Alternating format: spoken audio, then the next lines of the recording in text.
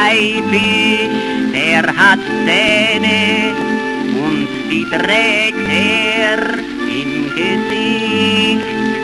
Und Mäckis, der hat ein Messer, doch das Messer sieht man nicht.